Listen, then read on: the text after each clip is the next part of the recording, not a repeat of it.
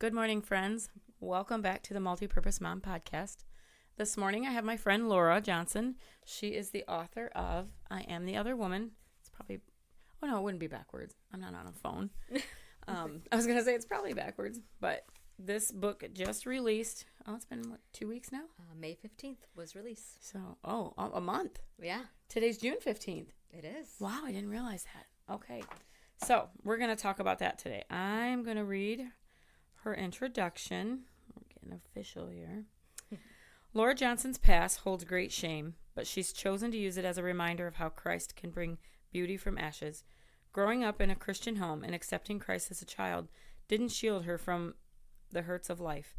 Loving and faithful parents set the example, and spiritual reminders from her Christian high school encouraged her, helping her to hold on to her faith despite the challenges.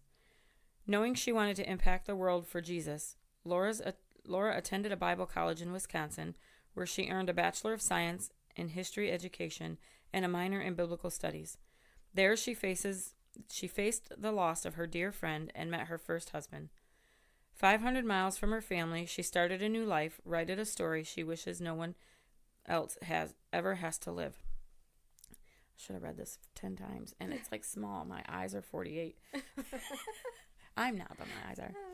Today, after overcoming the weight of her struggles with Christ's help, Laura has earned her master's degree in counseling to give a greater insight as she shares the healing and hope she received with others who feel like outcasts. She and her husband, Mark, enjoy life in Michigan with their 7 children. Are you ready to dive in? That's what I usually say. Grab your copy. Yep, that's it. Read the book. No, I'm just kidding. Also, yes, read the book. So, tell me a little bit about your book and what inspired you to write your story. Yeah, I think it's a really natural question for people to ask. Yeah. Why in the world would you share such... And maybe we should start. What does I Am the Other Woman mean? Because even in your bio, it doesn't really share like what this is about. Right. So the very much nutshell version that I tell people is I am the woman who ran away with a pastor, and I am the secretary who slept with her boss. I've lived those stereotypes as much as I wish those were not realities in my life. They were choices I made at that time for many reasons, none of them good. Right.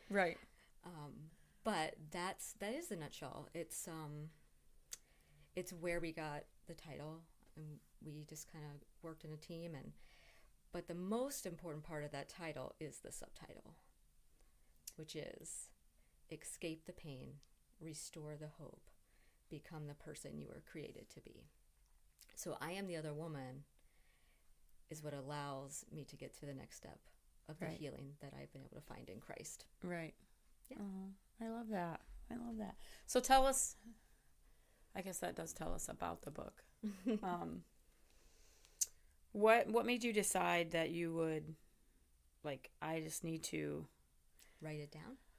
I need to write this down. Like, who's the book for? Like, who do you hope that it reaches? So the simple answer is it's for everybody. Definitely copy the questions because I was like, I might fumble myself. That's okay. The simple answer is it is for everyone. And I say that because even those listening right now, I want you to think, do you know someone who's been involved in infidelity? Do you know of someone? You may not know them one-on-one, but you probably know of someone. Right. Or of a child that's been impacted by parental infidelity, of churches, clearly families and extended families and communities even. I mean, how many times in the news do you hear about political figures or Hollywood stars who have cheated? I mean, it is everywhere. But the reason it became such a weight for me and a pressing to address it, at least in my own life, in hopes of helping people, was because nobody talks about it. Nobody wants to talk about it. Right. I mean, clearly. Because nobody it wants feels to. like such a taboo subject. It is. It really is a taboo subject, which is understandable. The issue with that is that when we keep sin in the darkness, it continues. Right. So the And I think if hope, the church talked about it more, it may have been able to prevent you. Like you would see those signs and you'd be like, oh wait, yes. like this is a trail I need to like not go down. And there is a part in the book that I discuss how to prevent it.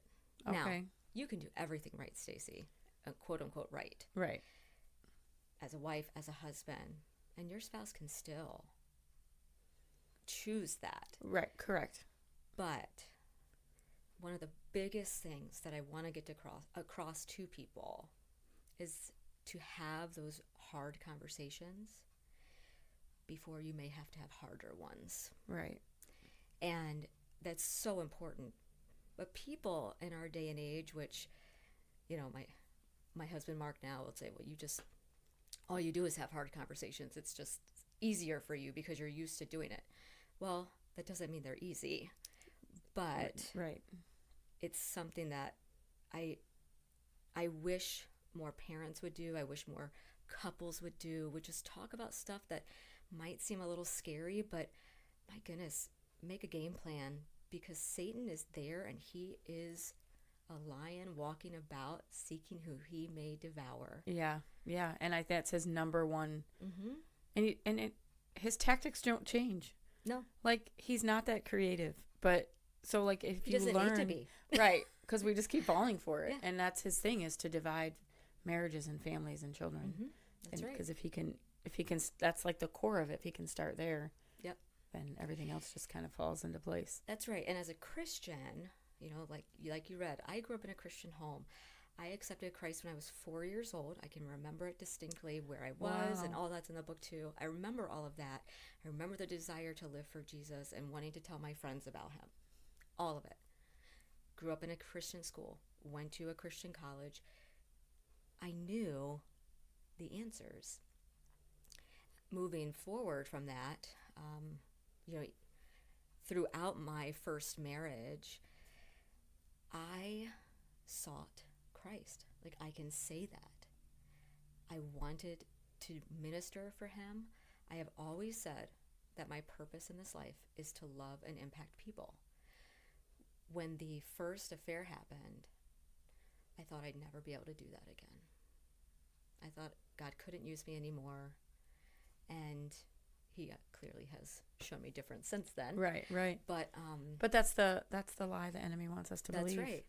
And even right before things surfaced the way that they did, I literally was having devotions every morning, time in prayer every day, teaching our children in any simple way I could, just to see Christ in their regular day-to-day. Right. I was trying to be a good wife, being a good mother. Like, they were my world. And I still fell. Yeah. And I think it's important for people to realize you can be doing all the right stuff. Okay. Satan doesn't need a lot of time to work. He Right. just needs a moment. Right. And that And little it bit of changes everything. charm, or just to get. Sometimes it's probably like a void you don't even know you have Oh, absolutely. until it's being filled. Yeah. And I Yeah. completely thought, there were struggles in our marriage, clearly. And I was very slowly allowing things to grow in my heart that I didn't necessarily recognize completely. Right. But I knew that I was addressing them the best to my knowledge to do. Right.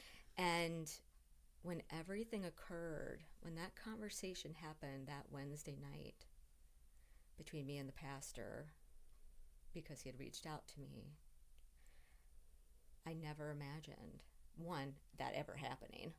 Right. And two, I always felt like I was safe from that, because that was the one thing I would never do. And the enemy's back there like, oh, just give me a minute. Yeah, just give me a minute. Just give me a minute. I'll work on that. Yeah. Yep. Wow. So, and that is all shared It's all shared in the your book. right? Yep. Okay. So, A lot more in the book. right. It's a lot packed into this little. You Yeah. wouldn't think, because it's not a super big read. It's not a big book, and it's not meant to be a big book. It's a heavy topic. It's a heavy And I topic. feel like yes. heavy topics are hard to. I've been going through, and I do a lot audibly. Like I Mm-hmm. listen to a lot of audiobooks. And I've been going through The Anxious Generation. I don't know if you've ever Yes, heard I of it. have. Yeah. That's a heavy read. Mm-hmm. So I'll have to like listen to a chapter and then like go listen to something else a little bit. Yeah. Yeah. But it's taking forever. So who like I forgot my question already. What do you think makes your like there's other books out there Mm-hmm. on infidelity. Mm-hmm. So what do you feel like makes your book different than those or Yeah. set apart from those? Yeah. Great question. From times that I actually had to do searches preparing to whether I would write this or not, you don't really find the other person's perspective. Okay. And this book gives you that. It's an angle that let me back up. The other person is the one everyone wants to forget about. They want to pretend like they never existed in order for them to move on and heal as a couple. And Right. reconciliation is absolutely the hope, especially when something like this happens. If reconciliation occurs, the other person may have truly loved that partner, Right. their affair So there's partner. grief there too. There's grief, and much more. You don't look at people the same. Trust is a very different thing. So just like the couple is working to move forward and build trust again, the other person has lost a part of who they are as well. They know the shame that they carry now. They know that what they did, there's nothing from it good, Right. at least in their minds, right? And Right. and it's sin, so it's not God honoring. Correct. So I think people don't recognize the healing that the other person needs as well. Yeah. We just don't think about it. And then, the other parties that we don't always think about, or at least long term, are children. My current husband and our sweet family, we deal daily with trying to still heal from choices that Mark and I made. Right. Every day we face them. And we pray that one day it will get easier. But just because God has taken our ashes, made it into something super incredible, I mean, truly, I could go on and on about that part. We are still left with scars. Yeah. And, there's a part of the book that talks about, yes, we're so grateful that God took the ashes of our past and is creating and continues to create something beautiful from it. But do you think it was God's original plan that we walk through the fire that created the ashes? Right. Nope. No. Were we hurting in so many other areas of our lives? Because I think people very quickly will hear of an affair and think, oh my goodness, how could so-and-so do that? Yeah. Their wife is so good to them. Their husband's so good to them. They're so, blessed. Why would they make that decision? Well, one, most people don't know what happens behind closed doors. Exactly. And especially nowadays, like the social media, even Exactly. like so many content creators that are really just highlighting, and not that they're even doing it intentionally, but they're just highlighting like a 2-minute reel or a 30-second snippet of a positive moment in their life. And then like our generation now, we're like, oh, they have it. So we're not seeing, That's right. We're not seeing the other 23 and a half hours of chaos that they may be living. Yeah. So we're stuck in this non-reality. And I think that's another part of it, Stacey, is I am not here to sugarcoat this. I'm not here to draw attention to my sin or anyone else's sin. I'm here because there's a need in all of our hearts. Because the sin of infidelity, the sin of alcoholism, the sin of being a workaholic and neglecting your family. I mean, we could go through a list of sins. Right. The sin is just a reflection of what's going on in a person's heart. Right. So when we can view infidelity or otherwise from that perspective, it causes us to see people differently because we're all broken. It just is revealed in different ways. Right. And God not hindering me from having an affair with a pastor or my boss, why would he do that? Why would he allow that? Well, because he allows us that free That's will. right. Yeah. Exactly. Now, when I interviewed to work with Mark, he asked me a question that day that I've never forgotten. And I was in a really hard spot. My husband at the time had basically told me, like, yeah, you need to go and take that job because I'm going to divorce you. That was really how I ended up there. I thought, okay. I had been a stay-at-home mom with our 3 young children at the time, and it was a lot. So during that interview, he asked me 2 questions. One was, what was your greatest success? And the other one was, what was your greatest failure, and how did you get through it? So at the time, I think I was not in the best place. So the success, I think I said, well, I ran a half marathon. Woo! Right. That is a big success. Well, it was, but I mean, catch me running I've been a soccer player forever, so that was all I could think of at the time. Right. Because you're nervous. But the failure was disappointing everyone that I love. And I said, I'll let you know. Because I was in the middle of it. I hadn't gotten through it. Right. And it was a lot. But in that moment, he took the opportunity to share with me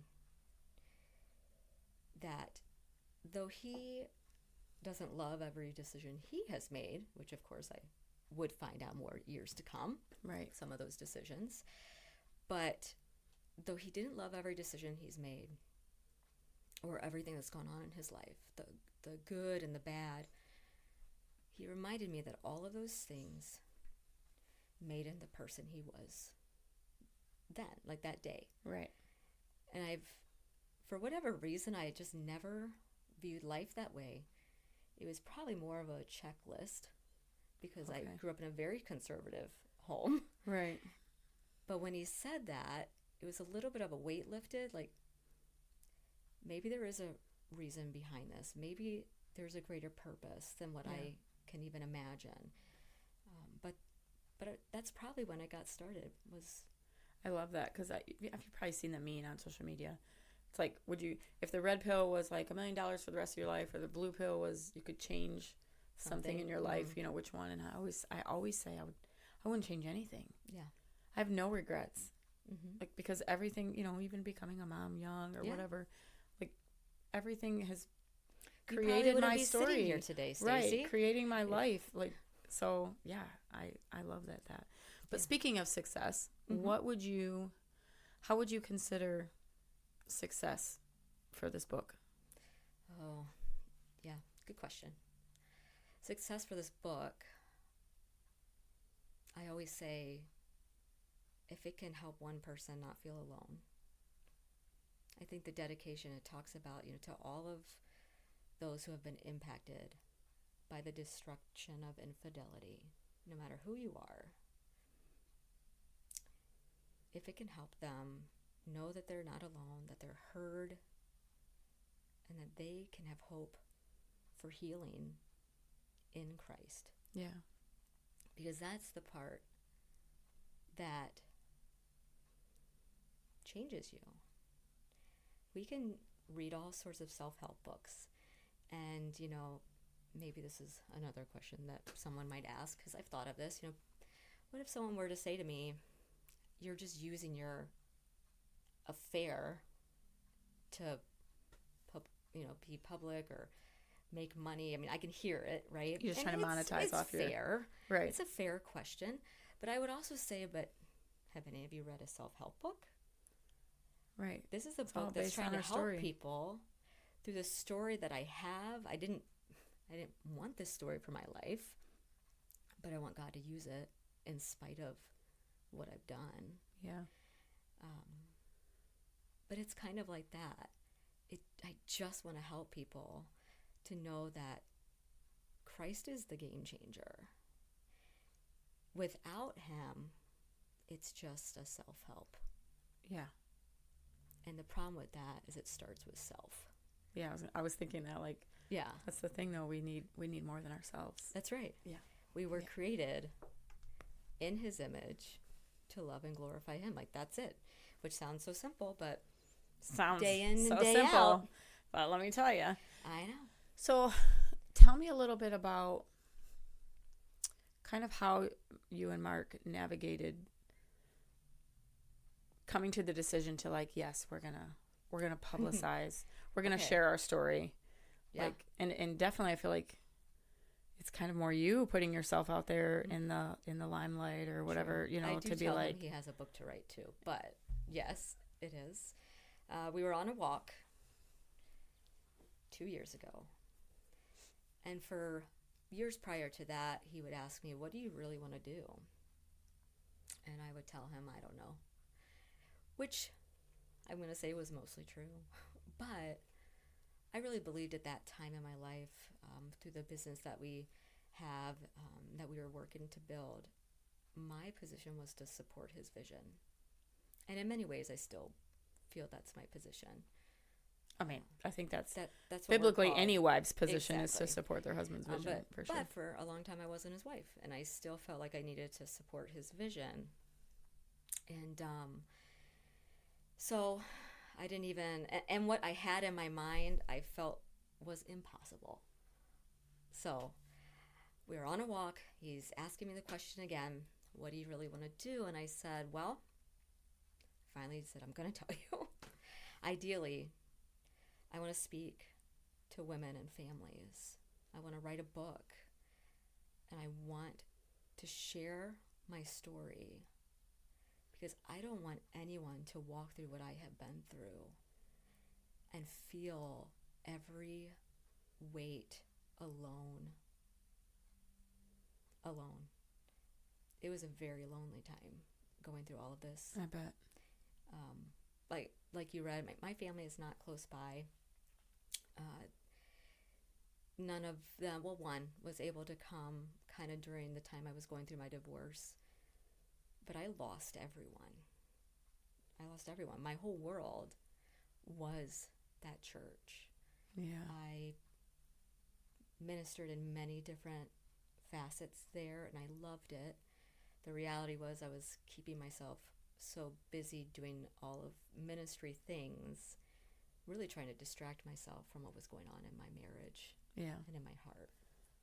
So I told him I want to travel and I want to speak to women and families, write a book. I said, but I don't know anybody. I am a nobody.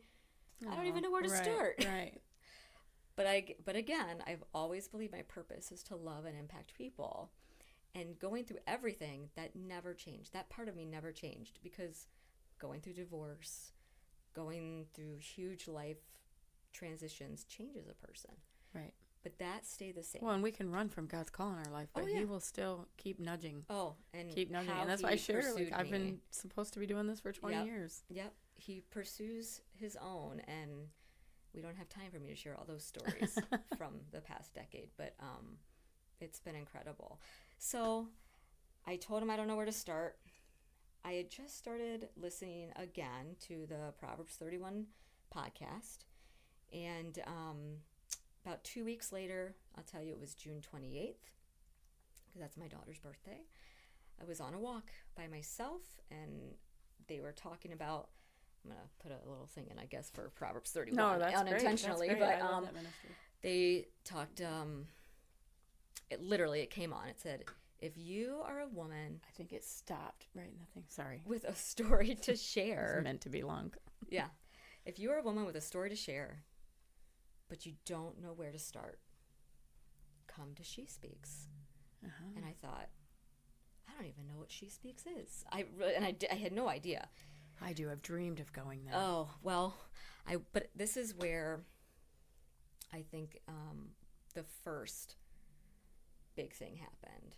Because I got home and I told Mark about it. I said, I heard this. It was like really crazy. And he got on the computer and looked it up. I actually walked away. I thought, nah.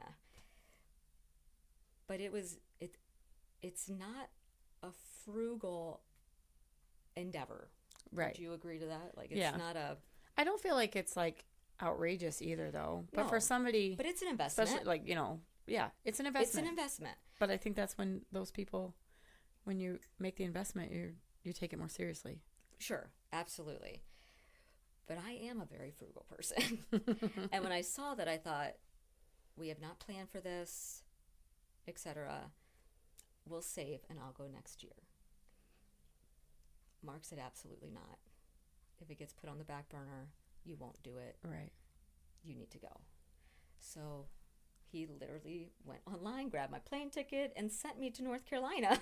I love that. And I didn't know anybody there, but he surrounded me with 6 women, incredible women, who told me I didn't need to be afraid to share this story anymore, because I was very fearful of rejection. I can't imagine. Yeah. It must be very scary. Yeah. And then the following summer, so all of that happened. They told me, they encouraged me to go ahead and write the book. I'm going to try to do the nutshell version. I ended up working on my book proposal, which I didn't even know what that was at the time, but I worked on that from July to October. Ended up getting to meet with a publishing agent who I still talk to this day. She gave me some great advice. Part of it was just about our family, and the other part, she said, I think for something so heavy, you really need to increase credibility and maybe some kind of counseling certificate, etc. And I thought, okay. So then I started my master's that January. And what's kind of cool is the same day that the book was released was also my final day of my master's classes. That's so awesome. So I'm so grateful for that little connection. So I did that. Then last summer, Mark actually went to She Speaks with me. So funny how the husbands get together down there, by the way. But the second day I was there, I met a woman, more incredible women, but we had a session about why we do not share our story. And part of it was fear of rejection, imposter syndrome, etc. And we were supposed to all share what it was for us. I had just told Mark before that session, I think I'm just supposed to listen this year. I don't necessarily have to share everything. Right. And so I did listen, but no one talked about fear of rejection. And I just kept feeling that pressing of the Holy Spirit that you really don't want to feel sometimes. Because it's uncomfortable. Because it's uncomfortable. And I was listening to these ladies' stories, and they were all incredible. And I thought, okay, Lord, I'll say something. So I gave a very brief synopsis of my story. And the woman across the table is glaring at me. And I thought, well, here it comes. Right. She's probably been cheated on, and this is very personal for her. And so somehow I asked her what was on her mind, and it was okay, whatever that was. And she looked at me and she said, Laura, I've never heard a woman share the things you're sharing. And I've never told anyone, but I was the other woman too. And for her, it was like an aha moment for both of us, because that was why I'm sharing this story. Right. It's to help those who have been in the shadows of shame, trying to heal alone, to remind them that they're not alone. There's so many people impacted in so many ways, and that if they will allow themselves to look through the Bible, God has given us specific examples of people involved in infidelity. I'm going to say this, I believe he talks about this more than he talks about homosexuality or things like that. Yeah. But he gives us these examples. King David, the woman at the well, that Samaritan woman. Right. The woman in John 8 caught in adultery. Like, he gives us these clear examples to to remind us we're not alone. And it doesn't have to, you don't have to look at Christianity and say, oh, well, they just don't want to talk about it. God talks about it. Right. Yeah. And he tells us exactly how to treat people who are like this. Jesus went to the Samaritan woman. She didn't start a conversation with him. Right. Jesus protected the woman caught in adultery and reminded everyone that they're a sinner too. Yeah. Yeah. And King David also murdered. Yeah. From a result of his infidelity. And God still restored him and calls him a man after his own heart. I think that's the part that a lot of times Christians and even people who are not Christians, who don't know the Bible very well, when they hear that truth, it's a different perspective. Yeah. It's not condoning. It's reminding ourselves that God can restore anyone. That's really good. We probably do need to wrap it up. I want to ask one last question. If you could say one thing to the listeners today, like what's the next best step they can take towards living out their purpose and who God created them to be? So I love the way that you phrase that question, because that's actually what I tell people, that you don't have to know all the answers. Right. You can feel like you are in a pit, trying to crawl out of it. But take the next right step. The next one, not 10 of them. Yeah. Take the next right step. And from a Christian perspective, we have the Word of God to guide us to what those next step or the next step should be. Yeah.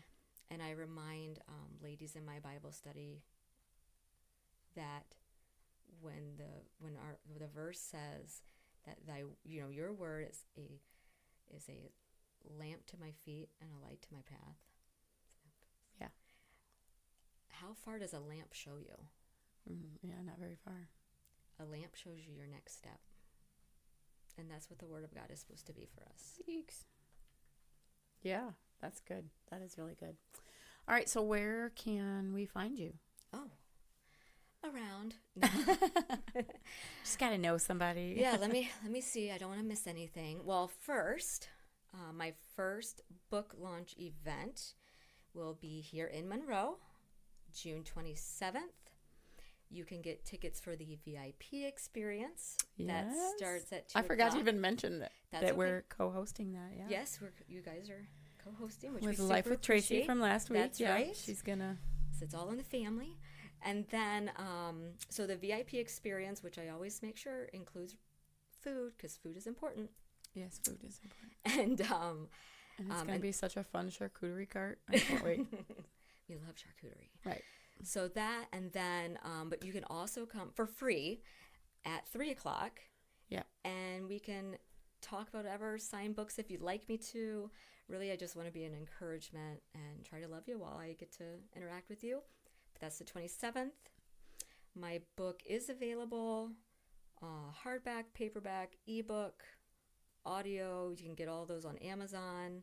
Audio will be on Audible. It should be 20 to 30 days from May 22nd. So whatever that is. Okay. It will be on Audible. 20 days. Well, we're at least 20 days. I know. I know when I looked last week, it wasn't available yet. Yeah, but it's close.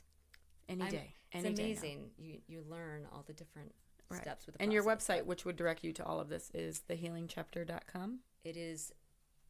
So it hasn't transferred over yet. So Okay. right now, and you can see this in my book, it's called IamTheOtherWomanBook.com.